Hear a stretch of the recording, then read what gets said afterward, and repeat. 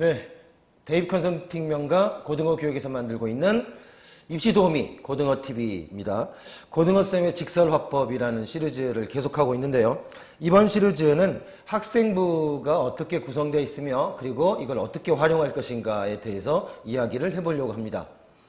목소리도 좀 안 좋고 해서 이게 제 생각은 아니었습니다. 머리에다 힘을 좀 주려고 했는데 머리가 도대체 서질 않아가지고 혹시 이거 보시는 분 있으면 이렇게 제품을 어떻게 사용하는지 좀 가르쳐 주십시오. 그러면 좀 지금보다는 좀 더 나은 모습으로 보여줄 수 있지 않을까 그렇게 생각합니다. 그거하고 이 내용의 신뢰도하고는 전혀 상관이 없으니까 이해하고 봐주세요. 첫 번째는 그겁니다. 학교생활 기록부가 어떻게 구성되며 이런 것들이 어떻게 대학 입시하고 연관이 돼 있느냐 이런 얘기를 하려고 합니다. 학교생활 기록부는 이렇게 10가지로 구성되어 있습니다. 처음에 인적사항, 누군지가 나와야 되겠죠. 그 다음에 학적사항, 요즘은 이제 학적사항이 굉장히 중요한 사항이 됐습니다. 왜냐하면 저기에다가 학교폭력에 관한 것들을 의무적으로 기록하게 돼 있습니다. 그래서 학교폭력에 연관이 되거나 그러면 학적사항이 올라가게 됩니다. 그럼 어떻게 될까요? 평생 기록이 남게 됩니다. 그러니까 학교폭력이라고 하는 거 좋을 리 없잖아요, 이거.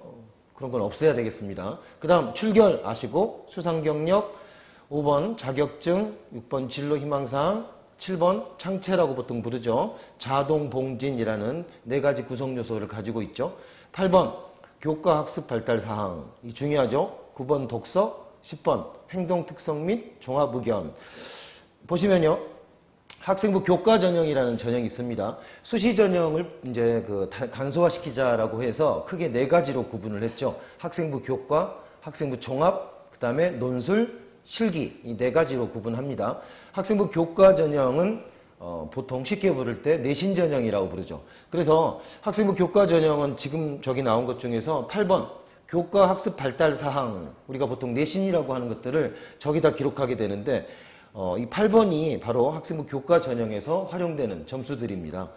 여기 또 이제 특이한 게 하나 있는데 드물게 3번 출결사항이 포함되는 경우도 있다라는 겁니다. 보통 예전에 비교과 그러면 쉽게 제일 많이 포함되는 것이 출결하고 봉사 시간이었죠. 그래서 저기 출결사항이 학생부 교과에 간혹 반영이 되는 경우도 있다. 이렇게 알아두시면 좋겠습니다.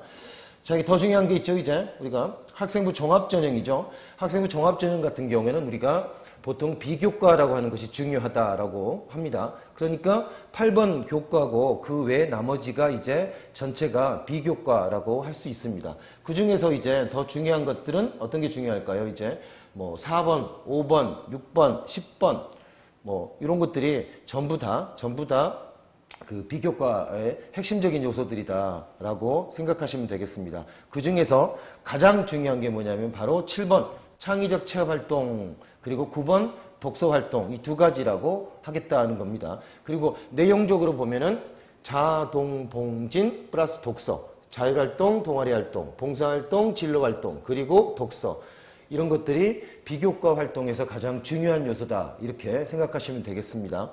마지막으로 이렇게 정리를 한번 해보면요. 비교과 활동이 가장 많이 쓰이는 것은 역시나 자기소개서라고 생각하시면 됩니다. 학생부 종합전형의 핵심이죠. 그러면 이 비교과가 자기소개서의 항목들하고는 어떻게 연결되느냐 요거를 알아두시면 학생부에서 어떤 내용들을 기록해야 되는지 기재해야 되는지가 정답이 나올 수 있을 겁니다. 보실까요? 자소서의 공통문학 1번이 재학 기간 중 학업에 기울인 노력과 학습 경험, 요거는 동아리 활동 같은 것들이 많이 포함될 수 있다는 거고요. 2번 같은 경우는 자율활동과 관련이 있다. 그 다음에 3번 학교 생활 중에 배려, 나눔, 협력, 갈등 이런 실천 사례를 적어라 라고 하는 것이 자소서의 3번 문항인데 3번 문항 같은 경우가 이렇게 봉사활동하고 큰 관계가 있다는 겁니다. 더 중요하게 생각해야 되는 건 뭐냐면 학교생활기록부, 즉 학생부에는 봉사활동이 내용이 간략하게 그리고 시간만 이렇게 적혀 있습니다. 그러니까 나중에 자소서 3번 문항을 쓸 때는 그 간략하게 돼 있는 것 중에서 실제로 어떤 일이 있었는가 이런 에피소드를 찾아내야 되는 겁니다. 그래서 3번 문항을 풍부하게 만드는 것이 포인트라고 할 수 있습니다. 그 다음에 진로활동 같은 경우는 자소서의 자율문항 이런 데 포함이 되고요.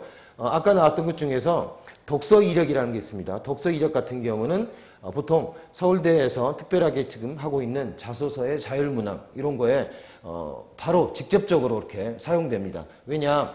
서울대 같은 경우는 가장 인상 깊었던 책 3권을 500자 정도로 이렇게 정리해라 라고 하는 것이 자율문항으로 이렇게 고정되어 있습니다. 그렇기 때문에 독서 활동에 있는 걸 가지고서 아무래도 서울대의 그 독서 이력을 쓰는 것이 훨씬 더 유리할 뿐만 아니라 그리고 학생부 자체가 증빙이 되고 있기 때문에 반드시 그렇게 기록을 해야 된다라는 겁니다.